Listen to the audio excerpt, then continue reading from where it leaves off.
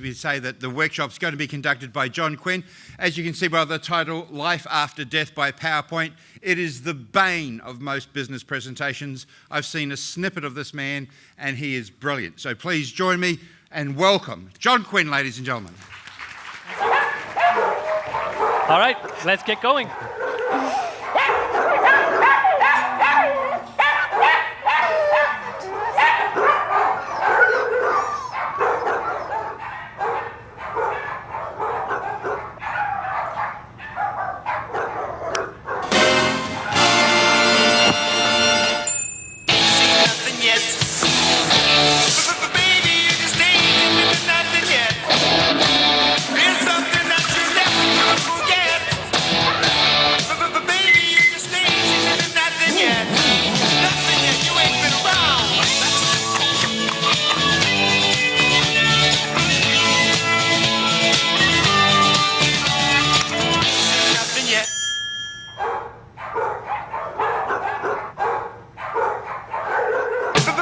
I love it that he has his suitcase ready to go.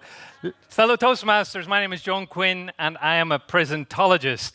If you need to get out of the doghouse, if you need to improve your presentation, then it will help you do it and help you do so. Now, we've heard in the past 24 hours that PowerPoint is a terrible tool. In fact, PowerPoint is synonymous with boredom. Has anyone tried anything else? Prezi? Google Slides? Prezi, a few Prezi people, good. Prezi's another tool. Anything else? Tried Prezi? Bunker? Yeah. Haiku Deck? Haiku, the word for poetry? Yeah. Haiku Deck. And Haiku Deck is a very interesting new application that uses artificial intelligence to create your presentation. You type in what you want to say and it makes it for you. Does that sound good? So there are some new tools coming, yeah? But here's the problem. There are 30 million PowerPoint presentations go on every day somewhere in the world. That's 350 every second. Microsoft quote a 450 million installed base. So PowerPoint is ubiquitous. It is everywhere. We can send it to people and it is a de facto standard. But what do most people do when they use it? They use it badly. They don't press the B key. What does the B key do? Blanks out the screen. When I press B, you all look at me. That's why people don't use it, because they don't want people to look at them. As Toastmasters, we know that people try to hide. Glossophobics will try to hide behind the slides. What will they do? They will read their slides. So if you've never come across a presentologist, that's what I am, that's what I do. I help people create better slides. And if I was to sum up what I do in one slide, then this is it. What do you see? A deal, money, very often. Could be asking someone to marry you. That's a presentation, a tough one.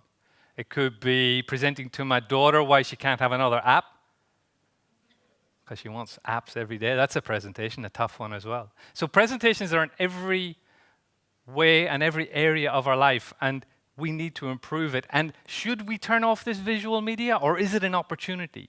We saw what David was doing yesterday. A great thing. I haven't seen anyone do that before.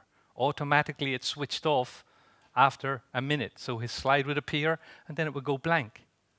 Automatically. A great concept because it forces the image people back to you and the eyes back to you. But if I was to sum it up, then that's really, in summary, what I'm trying to do. What sorcery is this that I just did? Does anybody know what I've just done? It's moving. David, I'm sorry. Your LED idea is not going to work now.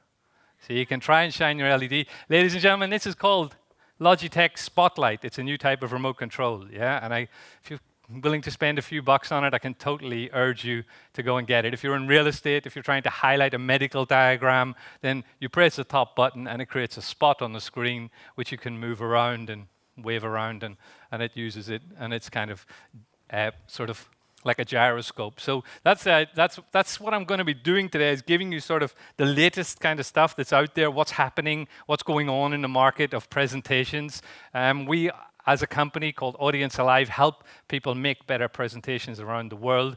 We're not a huge company, and there's only about 150 of us presentation designers in total around the world who are designing better slides and better presentations. And today I'll take you through what I'm going to cover, but really it's trying to give you some of those skills and show you some good examples and bad examples. All of these slides, I will provide a link to you later where you can get them. So feel free to slide grab if you like. It's what it's called with your phone. That's cool. But you can grab them, but I'll give you them all as PDF later on. I'll show you where you can get them. So notice also I can control the volume by bringing my hand up and down. I can also control different elements. So there's lots of functions that you can control with Spotlight. So one of my top tips. So listening to David yesterday, I heard an interesting concept. He said, do not put all the facts up on the screen.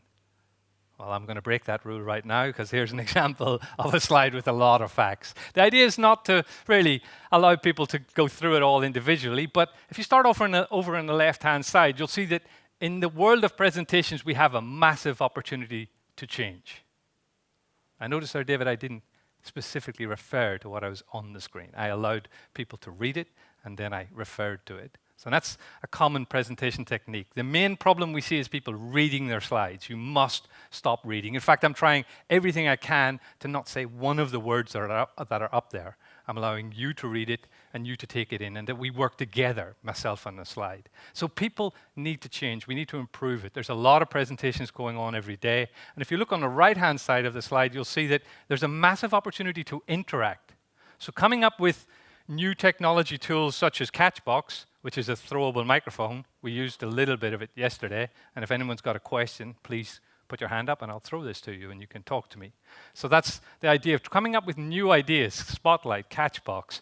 That's what the industry needs. We need new ideas. The presentation industry needs new tools, and we need people telling us about them. Like, wouldn't it be great if there's an app that you could talk to on your phone and it would give you live feedback as a Toastmaster on your ums and ahs, on your vocal range, whether you're talking too quietly and mumbling, or whether you're... So a vocal coach, does such a thing exist? Is there an app for that? There's two. There's two apps for that. So I'll introduce those to you later. So we've got a huge opportunity to disrupt the norm, change, because if I stand up here and do what everybody else does, then this is going to be my opening slide. What's wrong with it? Yeah, you've seen it all before, haven't you? So bullet points, yeah? This reflection over here, this is a standard reflection that everybody has. It means I don't care. It means I chose a default and I don't care. If I start reading today's agenda is that we're going to make our presentations better, I've lost my eye contact with the audience and I'm reading what's up there. And you all hate me. If you could measure hatred, there's hatred in the room. The audience hate me. They will literally hate me. I will alienate you completely. So we talk about building bridges. This is shattering bridges if I read what's on the slide. So we'll go through some of the mistakes, but this is the number one. Never, ever read what's on the slide. People hate you for it. It means, on a psychological level, you're too stupid to read it yourself. I'm going to read it for you. It's insulting the entire audience in one go. So you must stop reading what's on the slide. So just one final word on my beautiful logo that I spent a lot of time and effort on. I have shoved it rudely into the corner of the slide. And yet all over the world, there are marketing departments who say, that is where it must go. Marketeers, the only time I want to meet you is when your CEO brings me in and sits me down and says, shut up and listen to what Johnny has to say about not putting our logo in the corner of a slide. We need to change. If we do the norm, then we expect the norm. So putting your logo in the corner, whichever corner it is a no-no.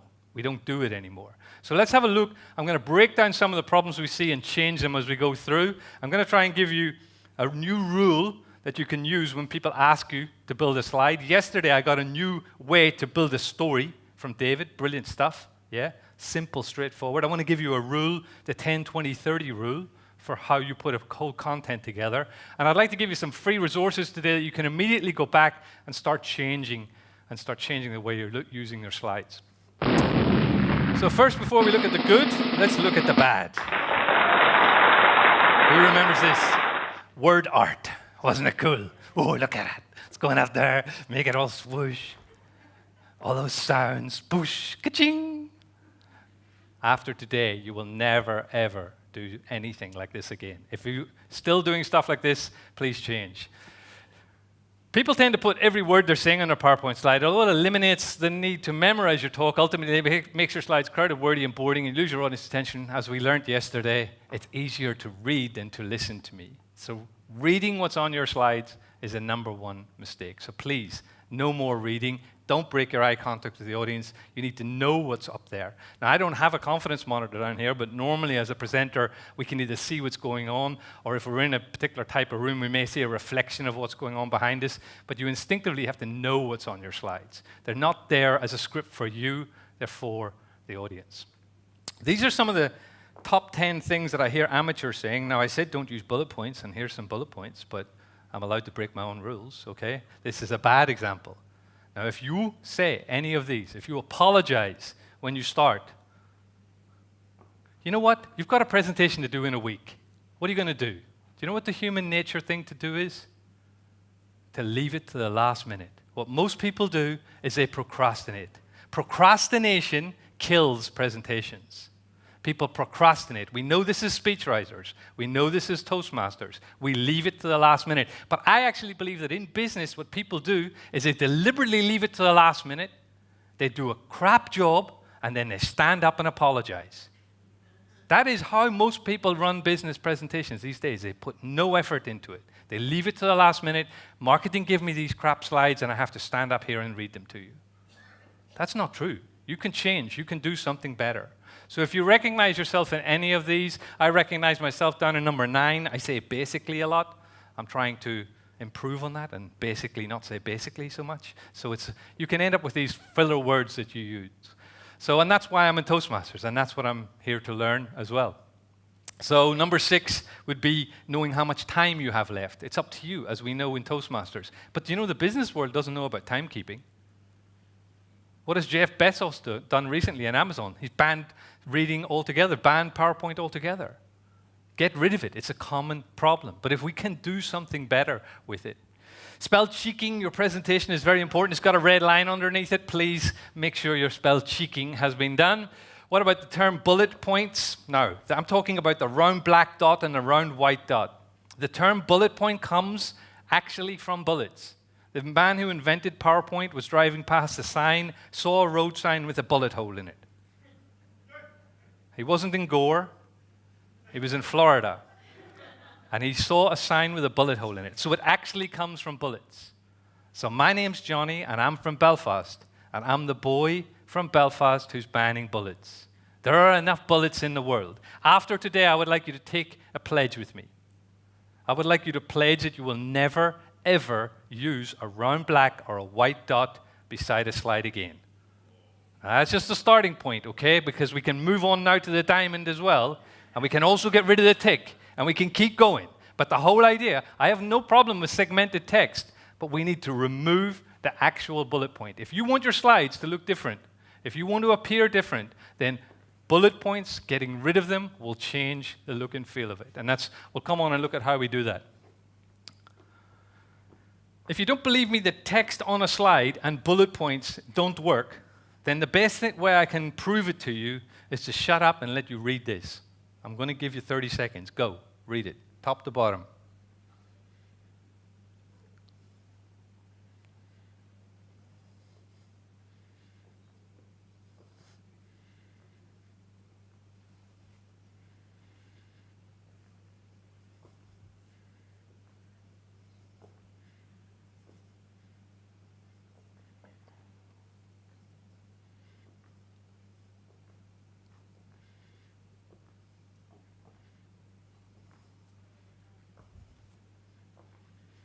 Need I say more? You're bored already, I know, but the point is that it's making a very good point. If you don't care, if you don't really want to have any impact, then use bullet points. We need to change. Colors, clashing colors can make a problem. We talked a little bit yesterday about different colors, the way you could dress. Also, the colors on your screen. Maybe you could tie them all together. A great way of kind of having a homogeneous look to people. If any one of you are using these types of clip art, you must stop. The dancing cat, all that stuff, especially these guys on the right-hand side, the screen beans, you need help if you're still using them. Please, there are new things. I'm going to show you where to get the new stuff. It's all in PowerPoint. Fonts. I'm a fontist. We love kerning. We love the look of a font. We love a beautiful font. We love a way of getting information across. But over here down at the bottom, I mean, that's what we're talking about. We're looking for sans serif fonts, simple to read fonts. You won't believe how many people are using Times New Roman when they should not be. It's not an easy font to read. Try to find a font that's easy for people to visually capture. Now, I need some help with this. Can somebody, please, anyone, read this sentence to me? Could you try first? You know this? If you know it, don't read it. I need a gentleman to go first. Would you read it for me? Yeah, our timekeeper. Go ahead. So go ahead, read this to me. Thanks. A man. You need to speak into the top. Yeah. Sorry. A woman without her man is nothing. Very good. Thank you very much. That's exactly what he did. He just did this, which is the male version of this, punctuated in a male way. Can we have a lady read it in the female version, please? Yeah? Can anyone? Yeah, you want to try? A woman without her man is nothing. A woman without her man is nothing. Just a simple bit of punctuation changes the entire meaning of a sentence. You won't believe that if you're into Grammarly, if you're into sort of putting sentences together, that people don't do this. We see one apostrophe can cause a huge problem for us, so please be aware of it. If you're still using these or any of these, they're all called Microsoft Art and the designs in art in PowerPoint, you must stop using them. We have seen this arrow. We are bored with it. Please stop using it. Okay? Anyone guilty of that? Come on. You can admit it. Okay, there's a few of us here. I get it. So we're trying to change the norm, do something different. So I'm slowly stripping away the stuff that you should not do, and then let's come on and look at the things you can do. What about this? That person who spends all night, it's got terrible content, but I'm going to animate the hell out of it, and it's going to look really cool. Especially that bit in the middle, that swivel. Look, I made it swivel. Is it good?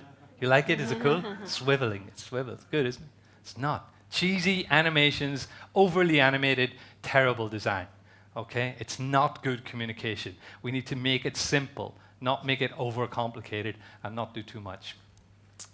Fellow Toastmasters, we have a huge problem.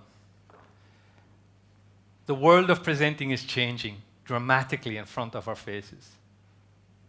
The time is changing. We don't get 1 hour for a meeting anymore. In fact, in British Airways, they don't have any meeting chairs and tables in the meeting rooms. It's all standing up because they worked out that people just meet for 15 minutes rather than sitting down around a table for an hour. So you've got less time to get more information across. How are we going to do that? And where does 20 minutes? You've heard of 20 minutes being the optimum time? Well, we think it possibly comes from this, which is, if you read it, is a study of engagement over time. And this is a typical 1 hour meeting. Now notice at 40 minutes, the engagement level goes up. Does anybody know why? It's almost finished. Because it's going to be over. So in summary, David covered it yesterday. In summary, the presenter says, so in summary. So there's a quick tip. Sum up more often. People get more engaged when you sum up. They think, oh my God, it's going to be over. So the more you can summarize, the better. But if we can bring a rule around that and bring it in, we bring it in here as well. Now 10, 20, 30. What would, in terms of presenting, what would 10 be good for? 10 what? Minutes is a little bit too less. 10 points, 10 slides. Yeah, just 10 points. It could be 20 slides, depending on what's on the content of them. But 10 slides is optimum delivery as diagnosed by Guy Kawasaki. 10 slides. Forget about your 60. 10 slides. Now that doesn't mean that you can't have 60 slides and not make it interactive. Can you make slides interactive? Can you make things non-linear? Did you know that when you're in slideshow mode, you can simply press on number 10 on the keyboard and it'll jump to slide 10? 12 will jump to 12. If you type 127 and enter, it'll jump to 127. St. John training, if you go for medical training, that's how they use PowerPoint. They've got 370 slides, and if you say, can you tell me about CPR? She goes, yes, looks at a little bit of paper, 127 thing, and starts presenting it to you. It's wonderful. That's the way to use PowerPoint. Why do we use it linearly? Where does the term slides come from? Who remembers slide projectors? Yeah, clunk, click. Yeah, that's where it came from. And it was linear. You couldn't go from 1 to 24 easily, could you? You could hold your finger down and see where you're going to end up, but you didn't know where you were going to end up. So slides became linear. But Prezi's not linear. Prezi's non-linear, and that's why people like it. And you can use PowerPoint the same way. So 10 slides delivered in 20 minutes is ideal. Now, if any of you are salespeople and you're out there selling, I tried something. I just started to saying to my clients, you know what? I'm just going to take 20 minutes of your time and give you an overview of what we do, and then we can have a discussion. It had a tectonic effect on my sales. Changed them completely. People loved it when I said I'm just going to take 20 minutes. Was I ever there 20 minutes? No. I was there for an hour most of the time because then people started to interact with me. So that's a great way to connect with people. And 30, who can guess what 30 is? Thank you. Which font size? The minimum font size. If 30 is the minimum font on your slide, you have to know what you're talking about, because you cannot put all the content of your slide up there.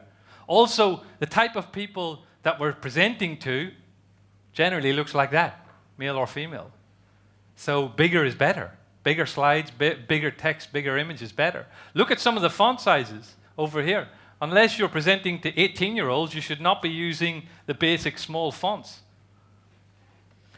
I'll give you a quick formula. Find out who the oldest person is in the room, divide his or her age by 2, that's your optimum font size.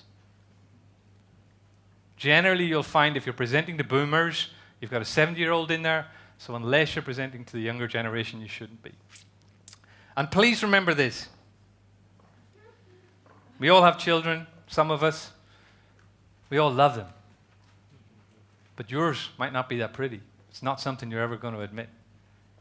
So let's have a look at 7 ways we can change our slides and how we can make a difference as we leave here today. And I'm going to show you maybe practically an example of how to do it. So first and foremost, I mentioned my logo earlier on. There it is in the corner. You must stop putting it in the corner. This is what we get given. This is Dubai Tourism. I worked for 20 years in Dubai and originally built this business in Dubai, and now I work out of Queenstown. But this is the sort of stuff that Dubai Tourism would give us. You can see it's this normal sort of thing, and can you make it look better? Hell yes, we can. So first we've got a bit of motion and movement, the Burj Al Arab, and then look at the effort we've gone to with the logo. Let's just have a look at the logo again. The logo is broken up into lots of different constitutive parts, and we're animating it. So this is applying graphics design to PowerPoint. These are all standard PowerPoint slides that I'm showing you. Then we move on into the actual presentation and step down to it. That's just the first slide. Here again is another customer of ours. Spent a lot of time just working on the logo. Every one of those little objects that just moved there is an individual picture. Every one of them is a picture that we're wiping on and moving, just to create some motion and animation, just to sing about the brand a little bit, to bring the brand to life. And you can link that down into your slides as well and how it moves forward. Also, next thing is working on the rule of thirds. Yeah, we talked a little bit about Fibonacci yesterday. Everybody heard of Mr. Fibonacci? The rule of thirds, the golden circle, the golden number. It applies to design. All designers generally learn about it. When we start off with the 3 wise men, the 3 little pigs, the Goldilocks, and the white mice, the Stooges, and then in marketing and everywhere we hear about it. Can anyone tell me why triads are so important to us? Why they're such a good thing to do? Does anybody have a reason why? Because I don't know. I've been asked thousands of people, and no one can give me an effective answer. People refer back to the Holy Trinity, but then that's a 3. All we seem to know is that the brain loves 3. If you're going to talk about 3 things, then the brain immediately switches onto it. That's why it's in Toastmasters manual. That's why we talk about it. This company, they do 24 things, but we just highlighted the 3 that they're going to do, so that it makes an impact. And then we went down into it. So 3 is a lovely way to present and a lovely way, as we've heard before. Now, just getting rid of some of the cliches that we see. We talked a little bit about those arrows and those graphs. So here's an example of a cliched slide. This is what we'd be given, yeah? So what do you think, yeah? Looks like PowerPoint, doesn't it? Yeah, the PowerPoint shape with the square picture in it. So that's before, and then this is the after. Now, it's only a little bit of work, to be honest with you, but I'm in essence talking about the difference. Now, in this image, let's have a look at it. In this image, you can see that we have a square picture.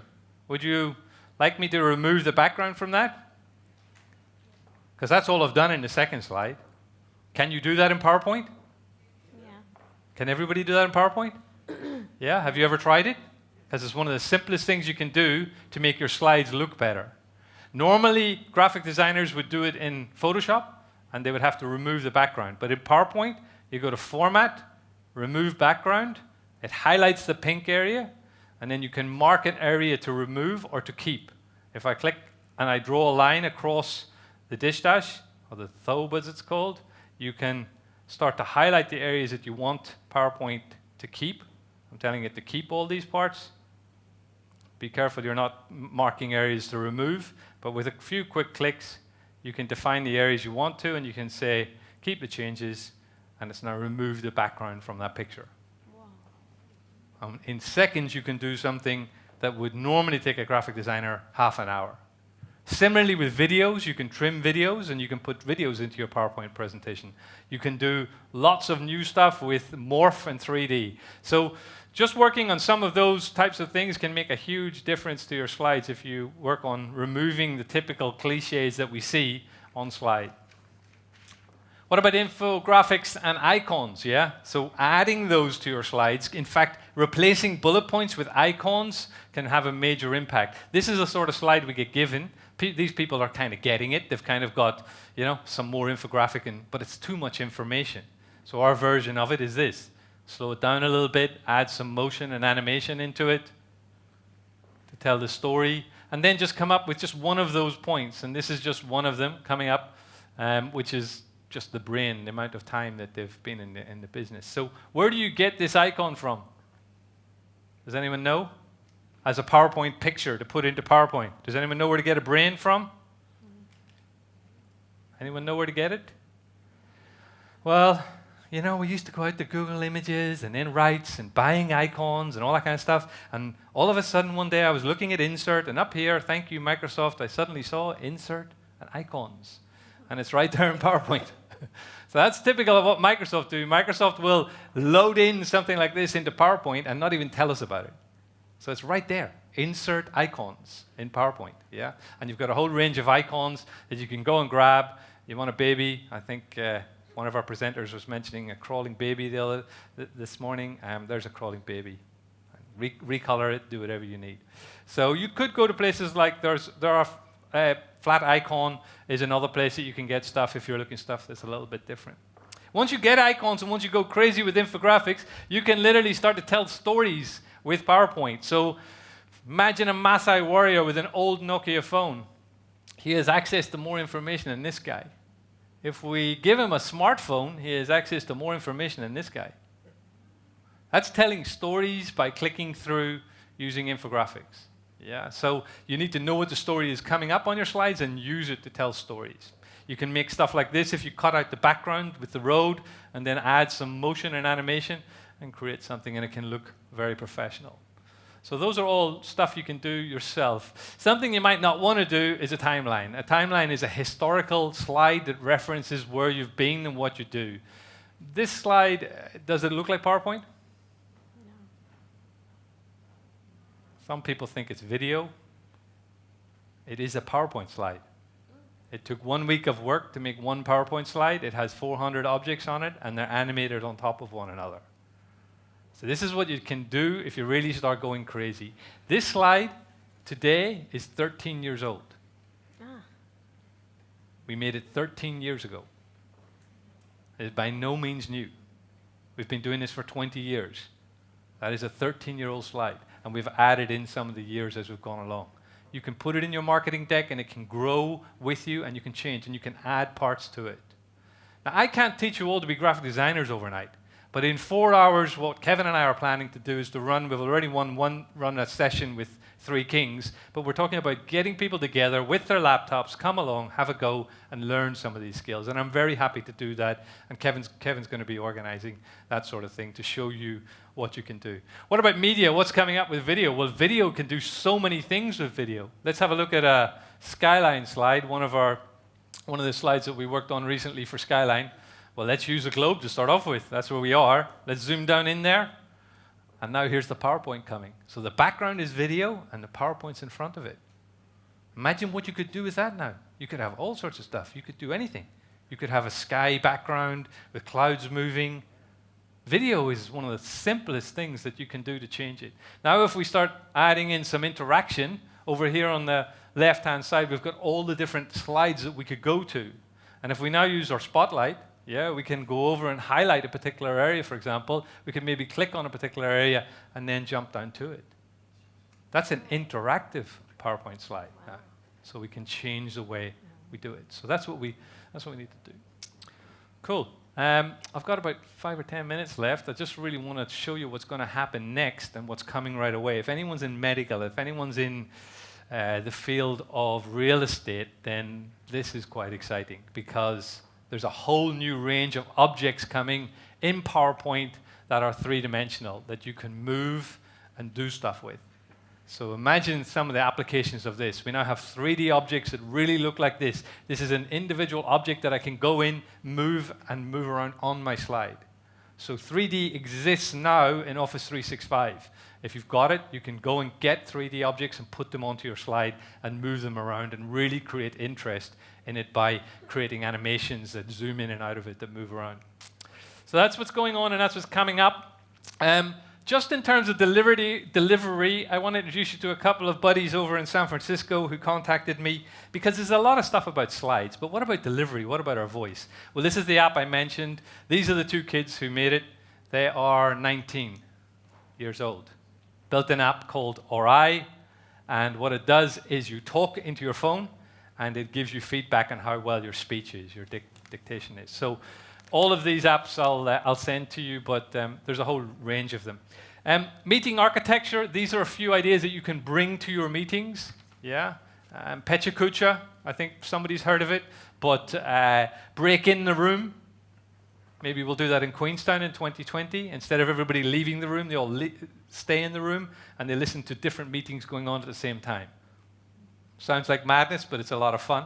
PowerPoint karaoke is one of the funniest things you'll ever see, where people stand up and talk and random slides appear. It's a very fun night out, improv night, something we should maybe again try in Queenstown 2020, where the next conference is going to be after next year. Campfire is sitting around in an environment, but debates and talent shows, all good fun. Let me show you what happens when you bring a bit of gamification into your presentations.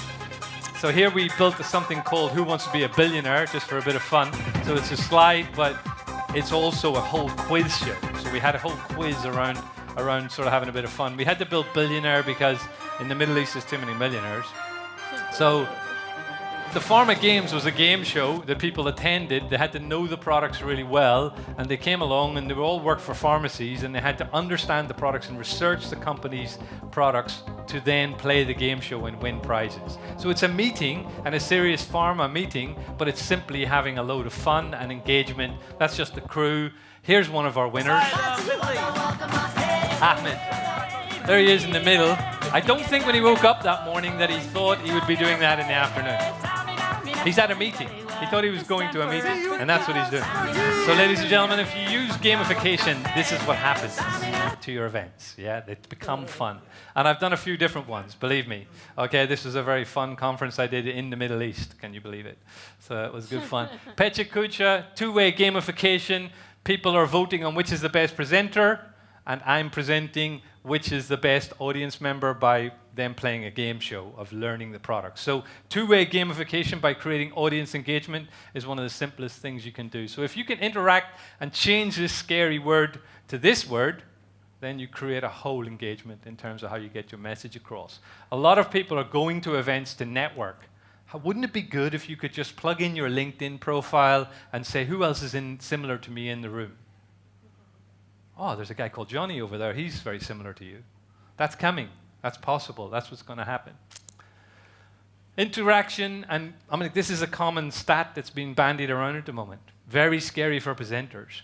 And the only way you can use this is by dynamically changing your message as you go through your presentation, by interacting with the audience. So that's the kind of stuff that we're seeing change. So you can use voting clickers, or Catchbox is one way. And the other thing we're starting to see is apps. So Poll Everywhere is a free app that allows you to connect with people. So is Slido. Those are apps that allow you to connect if you've used them or if you've used Organizing any of those. live. Also, probably the scariest development that we're working on right now. And have a look. That's a camera looking at the man. It can see whether he's angry, sad, disgusted, calm. It's counting the dwell time that he's looking at the screen. All right, you could say that could work for one person, but now let's add an audience into it and see what's going to happen. So how about I just put a camera up here and look at all of you, and it tells me what you're feeling, what you want to do, what you want to know more of. Are you happy about that, or are you not happy about it? Because it's already happening in malls as you walk through a mall. So be aware of that as you go along. So that's what we're working on. That's what we see happening next, and also looking at gesture recognition.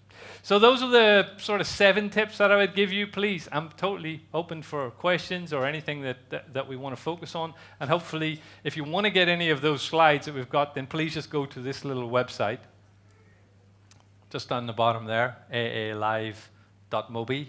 Type that into your browser, and you will get a little bit more about us and somewhere to download some of the free content from today. So we've got no particular handouts. So don't be afraid to disrupt and change the norm. As we've said, we've looked at all the different kind of ways. We've looked at this. This is a typical formula that people use when they build slides or when they build a presentation. If you change it into working on the content and the delivery as you do, but also then working on interactivity and making things more interactive, your slides will become way more engaging. And in my last 16 seconds, I'd like to say you don't really buy a newspaper, you buy news if you think about it. You don't really buy glasses, you buy vision. You don't really buy a mattress, you buy sleep. And you don't really buy a lamp, you buy light. Well, if you use Presentology, you're not really buying a presentation, you're buying applause. Thank you very much.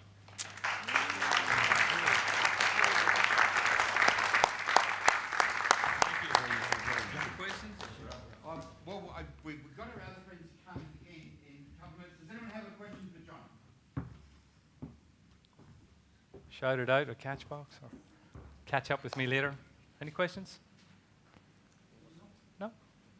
But don't you think, I mean, it wouldn't take we You've got a question? Hang on, wait, ready? Catch. Yeah. I you have a question? Go ahead, yeah. Actually, the 4-hour workshop, how far away is that? And We did the 4-hour workshop. We did one last year, and we will do 2 this year. So Kevin will be in touch with you. Kevin Prohl will be in touch. Right, and super. we'll give you some feedback on it. So, we're also running things through. Done a few courses through the chamber as well. And one more question, yeah. Hello, Hello. Coming from Dubai and from Middle East. Salam alaikum, kif al-hal? Alhamdulillah. Yeah, very kifak? Alhamdulillah. Shukran. Yeah. Ma salama. I'm really interested to know that you are the one who designed Dubai logo. Yes, not the logo. We animated it. So remember the logo. There's people who spend a lot of time. The one which has on the design. Arabic letters and the English letters. Yes, of course. Yeah. Yes. Oh, wow. So we did all of those animations. So we provide all of that for them. And also for Osman Sultan and Do and lots of companies. And Sheikh Mohammed, we've made presentations for Sheikh Mohammed. So yeah, it's That's a small really business. Interesting. But thank you for the question. Shukran. And I have a question. Why we don't put the logo in the corner? The logo in the corner is just a design element as far as designers are concerned. It was defined as being on every slide, but it took up video real estate, and we don't want the video real estate gone. We want to use all of the screen to create images and to create a nice big space. So putting the logo in the corner just creates something, and it's kind of lost in the corner. So the idea is to sort of use your logo, but celebrate it. Don't just stick it in the corner. It's a design thing, like a lot of other things. And I know there were some other questions on 4:3, 16:9, widescreen, that type of stuff, but happy to help with those one-on-one if you like. But thank you for investing the time. There is another question over here if we've got time. Are we out of time? I need to throw I'm out of time, all right. No problem. Thank you very much. Thank you.